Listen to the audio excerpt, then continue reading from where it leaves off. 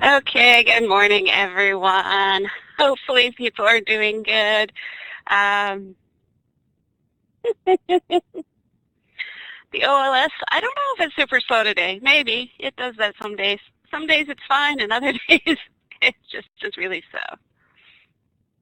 Um, so, good morning, everyone. Good to see you all. Sorry I didn't get here soon enough to greet everyone. I was trying to take care of something else, and things got crazier than I expected. So, I'm glad to see you all here.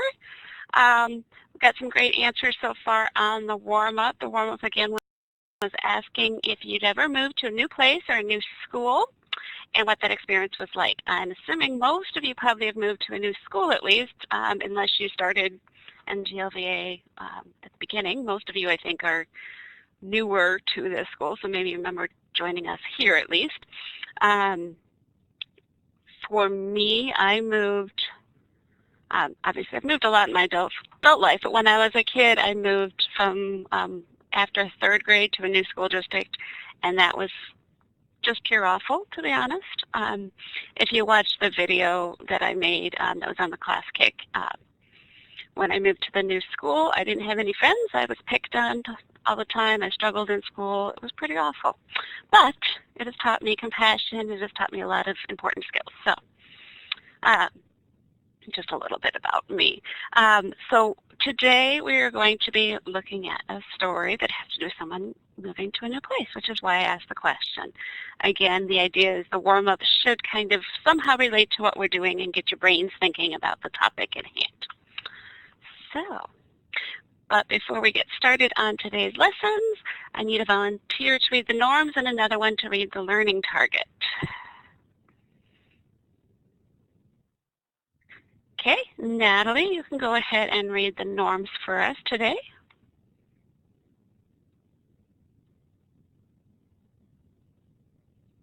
Norms: we will be here, we will be kind, and we will be engaged. Perfect, thank you. Yes. Again, we just want to be here, and when we're here, we're going to be totally here and engaged, mentally here, not just physically logged on, right? And we're going to be kind, both to ourselves and to others. Pretty straightforward. Okay, our learning target for today, who would like to read that for us? Yes, round of applause for Natalie. Thank you. Shibri, go ahead and read the learning target for us. I can analyze why an author organized a piece the way they did. Perfect, thank you. Yeah, that was kind of tricky. I can analyze, I can look and see why did the author organize something the way that they did, right? And another round of applause there. Good job. I definitely appreciate you guys getting on the mic and volunteering. So today we are going to be looking at organization. Again, yesterday we had started talking about the Power Six and the traits that make for good reading, and then also the traits that make for good writing, and of course how they're interacting. Does someone have a question? Did I hear a hand go up? Maybe not. If you do, let me know. And Kara's giving out money for those who read, right? Unfortunately, it's only virtual money, but still, you get money. So yesterday we talked about when you're reading to make sure you ask questions.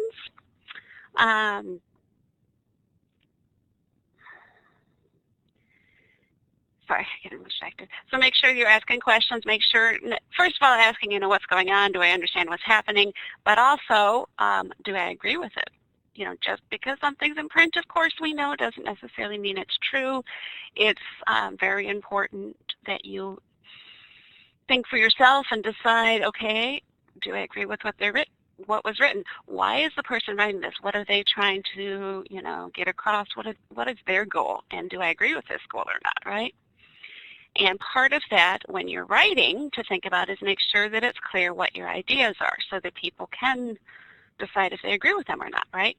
And that's true whether we're talking about, writing an essay. Obviously, you want your ideas pretty clear, but also when you're writing a story or a poem or whatever, the idea is kind of like the theme, the message, the meaning behind it, right? Why did you write it? Besides just entertain, do you have some kind of purpose to it? And what is that, and is it clear? Okay, so that was what we talked about yesterday. Today we are going to talk about prediction and organization. So when you are reading, whether you're reading a story or an essay or the back of a cereal box, if you still do that, I don't know. That's what I used to have to read in the mornings because I didn't have a phone to look at. Whatever you are reading, you should be making predictions as you read, okay? By making predictions, it helps you become more engaged in what you're reading, more interactive, even if your predictions are wrong. So you're reading a story and you think, oh, I think so-and-so is the murderer. And then you get to the end, you find out, oh, no, I was wrong.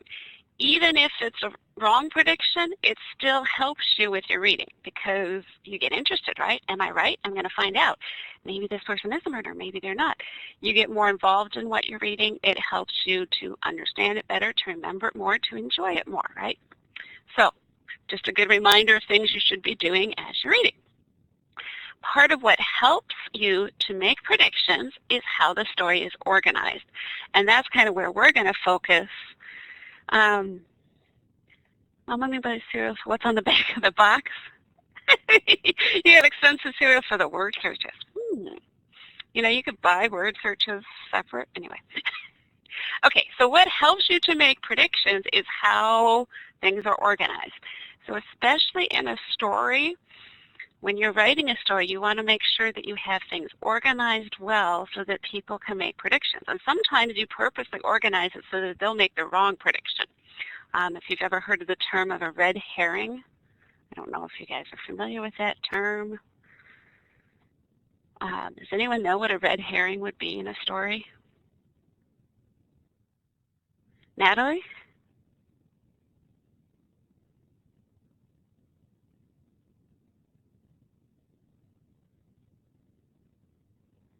A couple of people have guesses. Natalie, it looks like it's typing something for us. So, the dark twist or something like that, a dead end.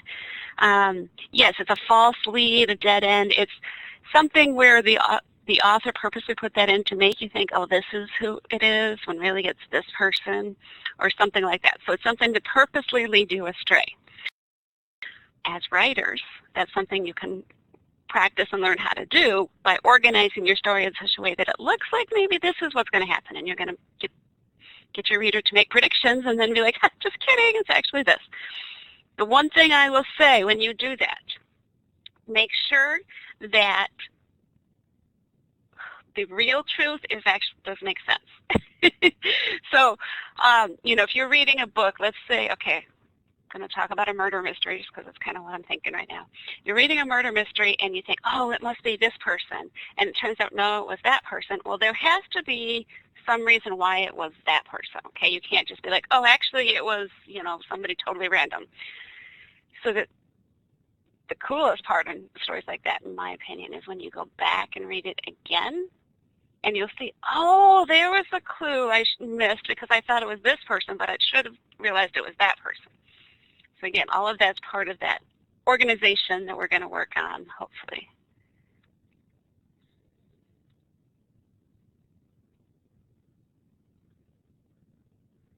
Okay, so we're going to be talking about that. One other thing, this, and I always quote this, and then I think I need to make sure it's actual quote, but I've heard, I believe that there's a quote by Edgar Allan Poe that says, if you're writing a short story, if by the end of the story a gun is going to be shot, you better mention that gun somewhere else in the story. And vice versa, if you mention a gun in the story, it better go off by the end of the story, or there better be a reason why you mentioned it. Especially in short stories, you don't want to put things in that don't have any relevance. There has to be some reason. You know, so maybe you mention there's a gun, and by the end of the story, somebody hits somebody in the head with the gun. So it isn't shot, but it still comes into play somehow. So just things to keep in mind. So we're going to talk about that, but actually before we get into that, I want to just review some things with you. So let me do the app share. Just want to remind you of things that we need to do this week. A lot of you have already done it, which is great, but I want to go over that. You do have 2 assignments that are due on Friday. Remember, we don't meet on Friday, so I will see you again tomorrow, but I won't see you on Friday. But by Friday, you should have two things done. The first is that getting to know you assignment. And if you select on here, it should automatically take you. Oh, it will take you to the Classkick. It doesn't on mine because it's put. If you go in there, we don't meet on Fridays because the staff, the high school staff, has meetings Friday morning. So I won't be here because I'll be at a meeting. Now, I got a thought on that, but I haven't figured it out yet. So anyway, at this point, we don't meet on Fridays. So it's extra time for you to write. Think of it that way. You get an hour where you can just be here writing instead. So, beginning to know your assignment on Classkick. A reminder for you, if I know a lot of you have done that and gotten full credit. Some of you started that and didn't finish it, and so you haven't got full credit. If you look at your grade, you might have like a 40% or a 60% because you haven't finished it. You can go in and finish it. Please do. I want everybody to get 100% on this assignment. It should be a nice, easy grade. Okay, nice, easy A for everybody. To do that, when you go into your Classkick, you are going to just make sure that you put in the same name you put in before. In theory, so whenever you get a Classkick, it asks for your name. I'm going to suggest, if you haven't already, but from now on, put in your first and last name. A, that lets the teacher know exactly who it is, and B, then it's easy for you to remember what you did. Because if you type in the same name you put in, it'll take you to where you already were. So I've already worked on this, and you can see it remembers what I've already done, and I can add to it now. If you already did your Classkick and you got all the points and you just want to go in and look again, you can still do that too. Again, just make sure you put in your full name. If you did it initially with just your first name and you need to add to it, just put in your first name and you should get in there. If you're not sure, you can always redo it and it'll show me, okay, this person has done it twice, but I can see that at least one time they completed it. Okay, so hopefully that makes sense to everyone. If you do have any questions on the Classkick assignment, let me know. Because again, I want to give everyone 100% on this. Should be easy, should be an easy A for you, okay? Your next assignment that is due is the diagnostic. I've gotten a lot of them in already, but I still don't have all of them. I've gotten maybe 30 out of the 107 of you. So it's not due till Friday, but make sure that you do that.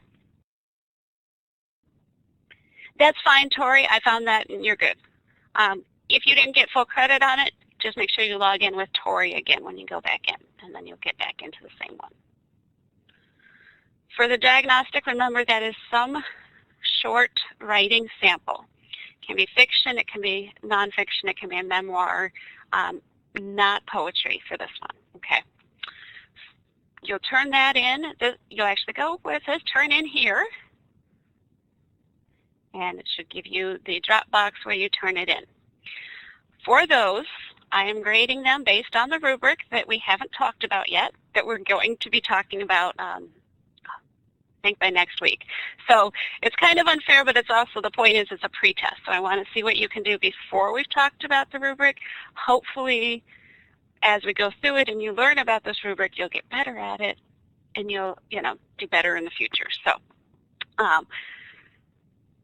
the grade that you get, so those of you who have already graded and you might look at your grade, don't worry about that grade because it is going to change. Again, the diagnostic is a all or nothing grade. So you get 100% if you've done it. You get a 0 if you don't do it. So the big thing is just make sure that you do it. The grade that you see for now is not going to stay. It's there for now, so you can kind of see what you would have got. I will go in then and change them all to 100%. Okay. So any questions right now on the diagnostic or the Get to Know You Classkick? Nope. Okay. Again, if you do, just reach out to me. I want to make sure everyone should get 100% on both of these by the end, right? Okay, the other thing I want to show you is that I set up on our class homepage. I'm going to have all the recordings on a Symbaloo account. So in theory, I'm working on this, but you should be able to go in here and select on various things, and it'll tell you, like this was yesterday's, so September 10th recording when we talked about questions and ideas. This one was from September 9th where we talked about introduction to class and how to get into Google Docs. So every day I'll try to update these, hopefully just to make it easy for you to go back and watch the recordings if you need to. Again, I know a lot of you have several classes, or at least have 2 classes at the same time, so if you can't actually be in class, just make sure you watch the recordings. Okay, and I totally understand that that's a situation, and that's fine. As I said, I'd love to have you in here when you can. When not, just make sure you watch the recordings and do what you need to.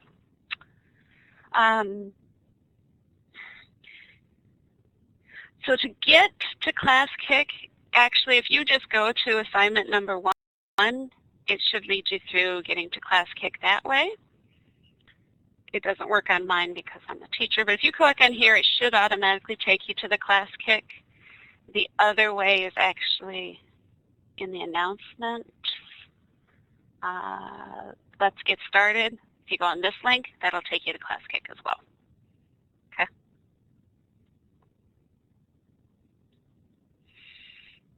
Any other questions, general questions about the class at this point?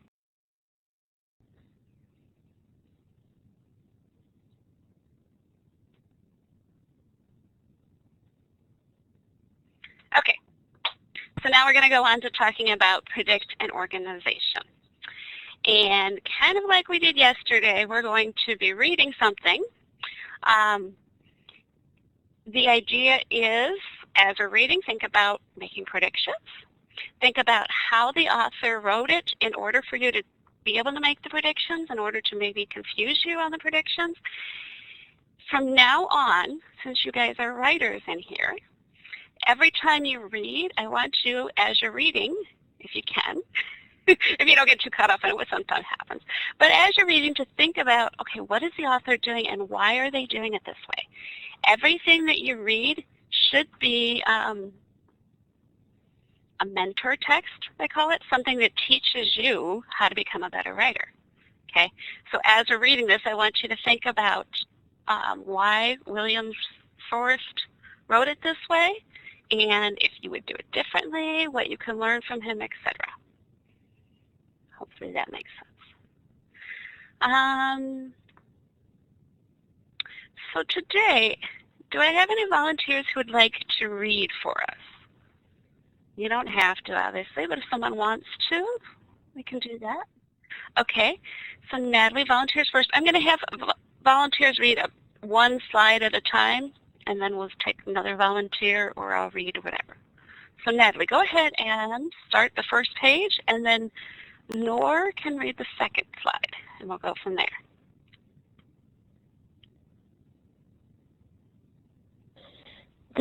The cold of the fall was sweeping over the plains, and Nora's husband Wolf and his men had ridden off on the roundup.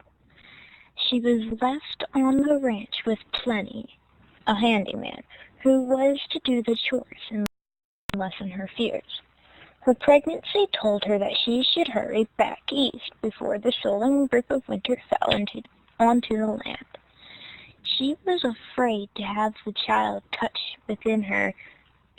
her within, acknowledge its presence, when the long, deep world below the mountains closed in, and no exit was available for the body and for the spirit. Her baby had not yet awakened, but soon it would. But gusts of wind and a forbidding iron shadow on the hills told her that the greatest brutality of this ranch world was about to start. And then one morning Plenty came in for his breakfast, holding the long finger of his left hand in the fingers of his right. For some time he had concealed his left hand from her, holding it down or in his pocket, and from the way he had held himself, He had thought it was part of his chivalry, his wish to have table manners. Use his right hand and sit up straight with a lady. But now he held it before him like a trophy, and one he did not wish to present. Big round of applause to Natalie. Thank you. Sage, I'm glad you remember it. Okay, so what do we know so far in this story? Go ahead and put in chat anything we know about the story so far. It's kind of confusing. Okay, fair enough. The lady is preggo. Yes, she's with child. Okay, her name is Nora, and she is pregnant. There's something up with the guy. Okay. Yeah, so this takes place out west back, when they're first settling the West. And her husband, Ralph, is away on roundup. So he's out, rounding up the cattle, doing the cattle ranch thing, right? And she is back at the ranch. She was left with Plenty, who I think it tells you on there. Plenty's like the handyman. He's there to help take care of the ranch while the men are gone. A storm might be coming, huh? He comes to her. Well, okay, we know she's pregnant. It says the baby has not yet awakened, but soon it would. Anyone know what that would mean?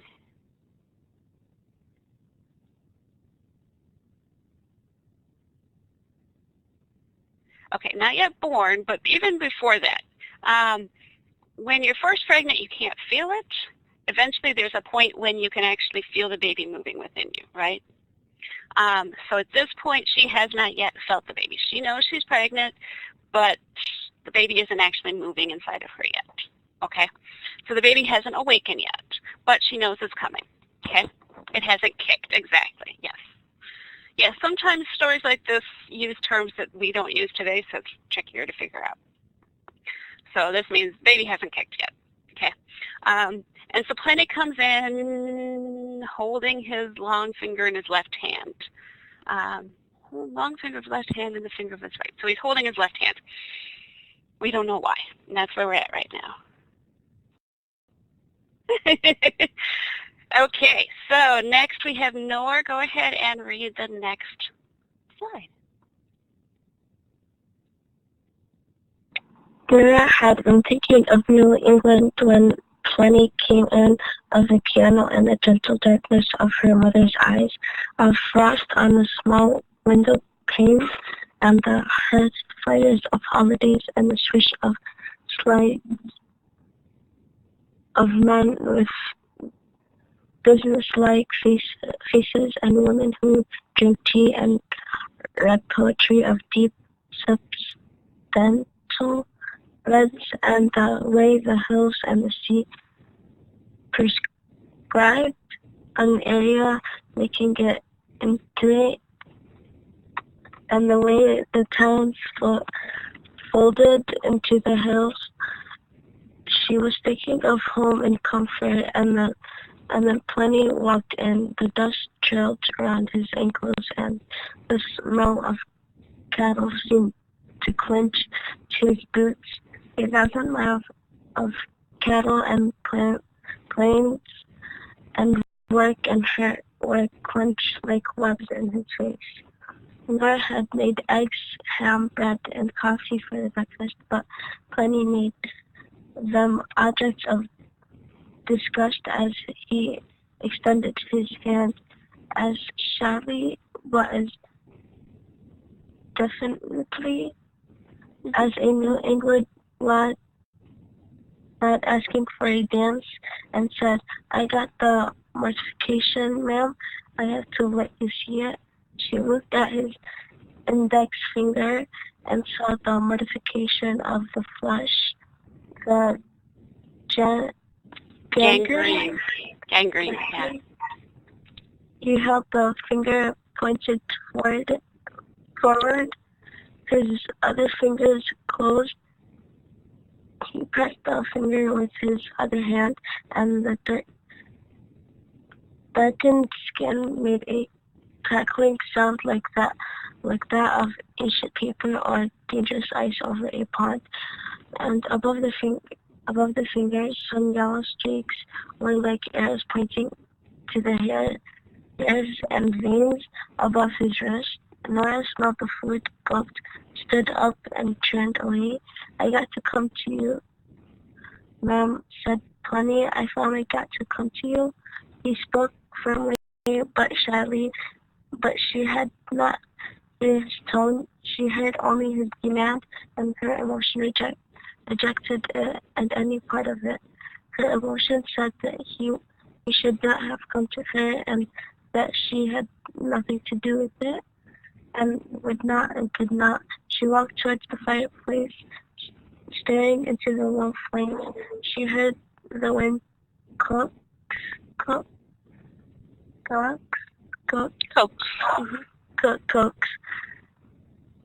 Those sides of the house, she said, pretending nothing else had been mentioned.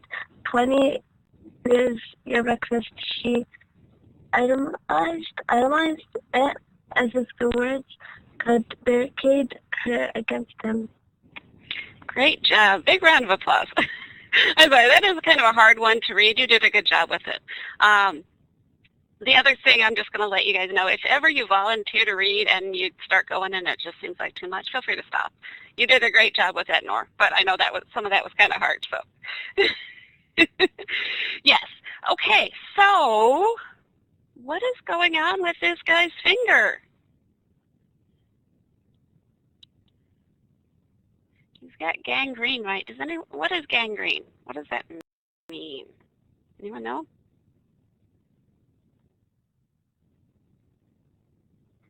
Trevor, are you answering? Yes, go ahead and tell us. Gangrene is when, like say how he has it on his finger, it's an infection that starts to cause the cells in the finger to die off slowly. If it is not removed, it will continue on spreading, killing more and more cells in its path. Wow, perfect, exactly. Good job, Trevor. Yeah, so gangrene is basically you get your finger is infected, and someone said rotting of the flesh. Basically, yeah, the flesh starts to rot off. And what happens is when you get this infection, if you don't do something with it, it spreads. And eventually it'll get to like your internal organs and kill you, okay? It's nasty. It's really nasty. It happened a lot in the Civil War because people didn't understand infections. And so when you get, shot or whatever, they didn't clean out the wound, got infected, you'd lose things, okay? So Plenty got a cut. It got infected. His finger now has gangrene. If something isn't done, it'll spread and eventually kill it, okay? So right now, his finger's rotting off. It smells, it's nasty, it's pussy, it's gross. He's got to do something before it takes over his whole body. Why is he showing her that when she's trying to eat? I don't know. Okay, so let's go to the next slide, and Samantha, we'll have you go ahead and read this one.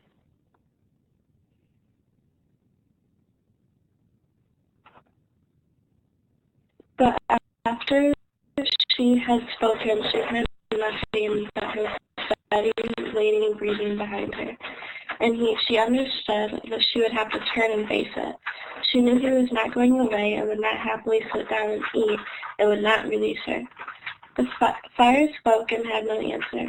Even though it was soft, she turned and saw the leather on Plenty's face, the diamonds of raised flesh, the scars, and she knew that death was in his finger and was moving up his arm and would take all of him, finally, as slowly as a bullet or freezing or drowning.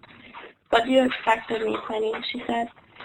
He moved with a crinkling hard sound of sustained dungarees, which are pants. That's okay. Hardened boots and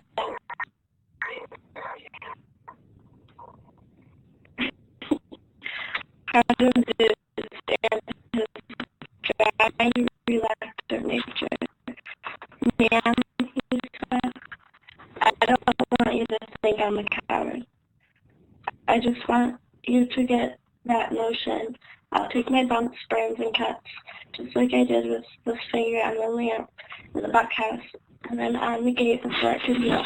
I'll take it without complaining, but I sure don't like to doctor myself. His light blue eyes were narrowed with thought, and the erosion on his face was drawn together as if wind and sun were drawing his face closer together, the way they did the land and the drought. I just can't bear to cut myself, he said, lowering his head with dry shame. He lifted his head suddenly and said, I suppose I'd do it out of the pain, out on the plain, in the mountains alone. I can't do it here. His Adam's apple wobbled as he sought in his throat for words. His lips were cracked and did not easily use explanations. It just seems sinful, ma'am, he said, for a man to hack on himself. Suddenly his eyes were filled with burning knowledge. He spoke reasonably without pleading, but an authority was in his voice. Ma'am, you never saw a man do that, did you? When someone else Okay, was around so to what doctor him? is Plenty asking of Nora? What does he want her to do? And good job, Samantha. Give her a round of applause for the reading. Yes. Basically, the finger needs to come off. Okay, at this point, there's no way to stop the infection except cut off the finger so it can't spread anywhere else. Okay? So he has come to Nora because there's only 2 of them there. Okay? And he's like, you know what? I don't want to cut off my own finger. That just seems wrong. I need somebody to do it for me. And you're the only one here, so would you please cut off my finger?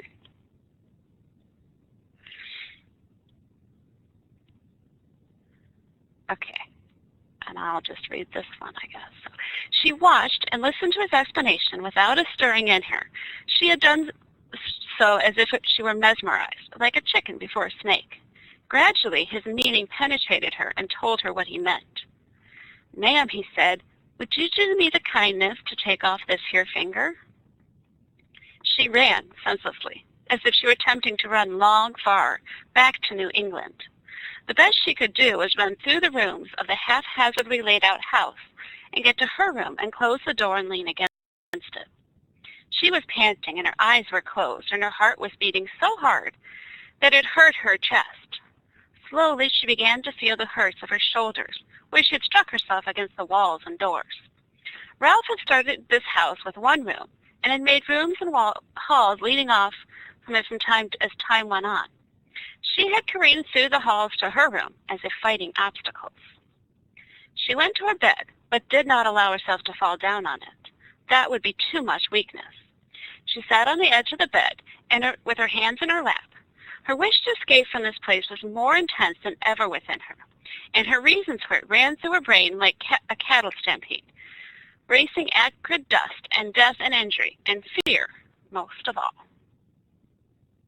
Okay. So, Plenty has come up to her and said, would you do me the honor, please, of cutting off my finger? And her first response was to run. She's like, ran away, ran to her room. I can't deal with this, right?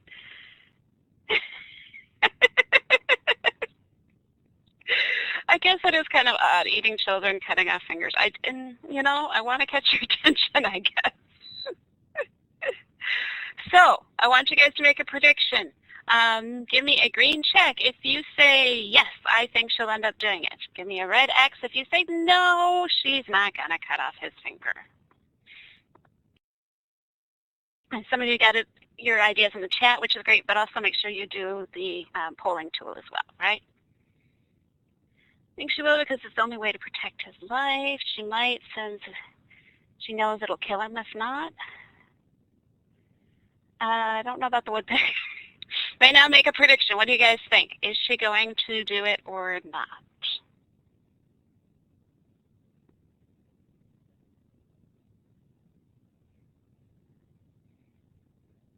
There are 69 of us in the room. I'll make my prediction too, although I might have an advantage. But looks like we got 39 people voted so far. So I should see all 69 people make a vote. Let's see some here. Some people say, I don't think she will. I think she will because she would say no to someone asking them to save. Who would say no to someone asking to save their life? I think she will because he might die. She won't. She's too scared.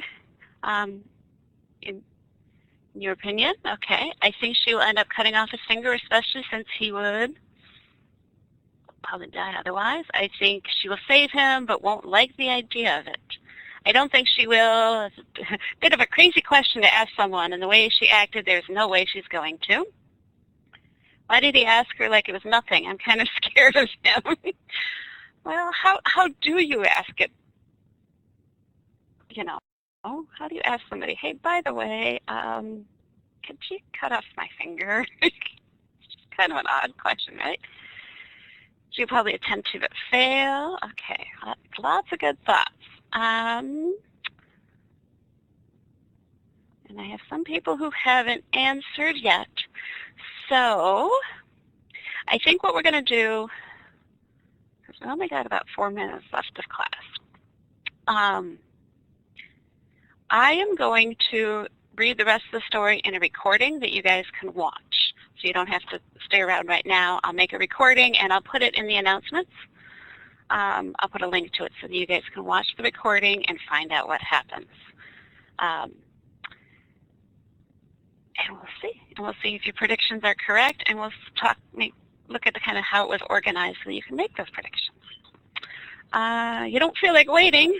Well, sorry. I can make you wait just a little bit. I'll do it today. I'll make sure it's posted today. Those cliffhangers, yes, exactly. So if you don't have any questions at this point, I'm going to say you can go ahead and take off. If you have questions or comments or whatever, stick around for a little bit and I can go through those. Otherwise, I'll see you guys tomorrow.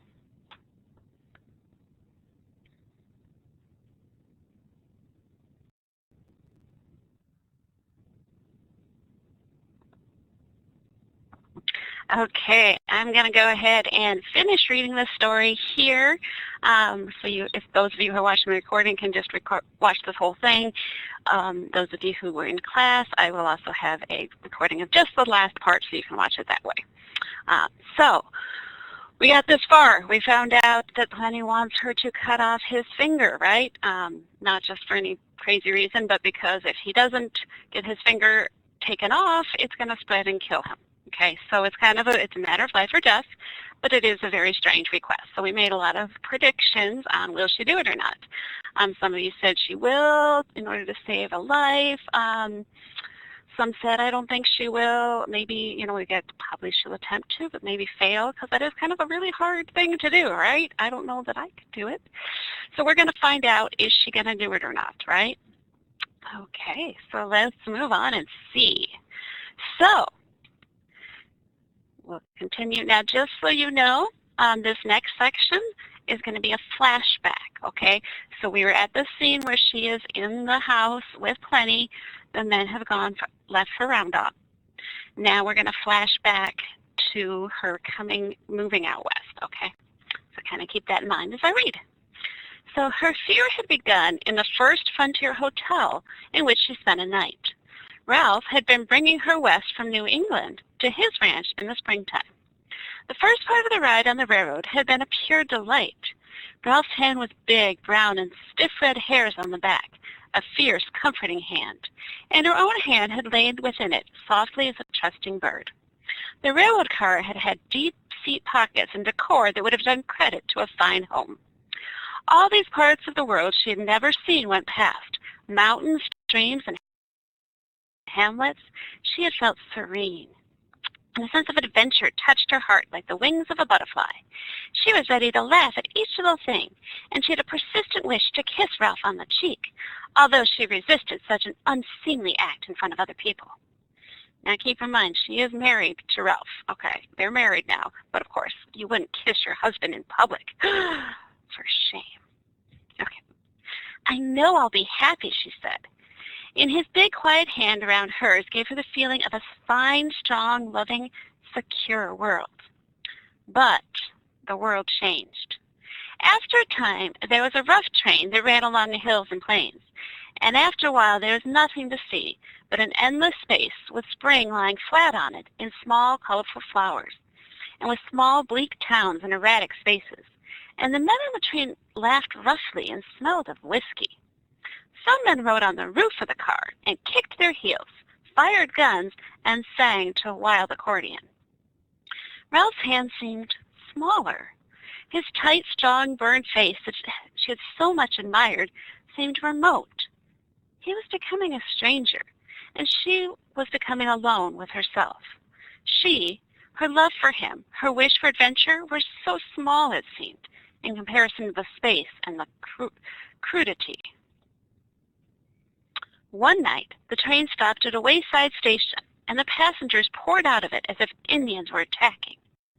They assailed the dining room of the canvas and board hotel as if frenzied with starvation. Okay, so they stopped at this hotel, but the hotel has actually got canvas, so it's a combination of a hotel and a tent almost. Okay, and everyone is pouring out to get dinner, right? In the dining room, Ralph abruptly became the kind of man she had never known. He grabbed and speared his plates like any of the others, and smiled gently at her after he had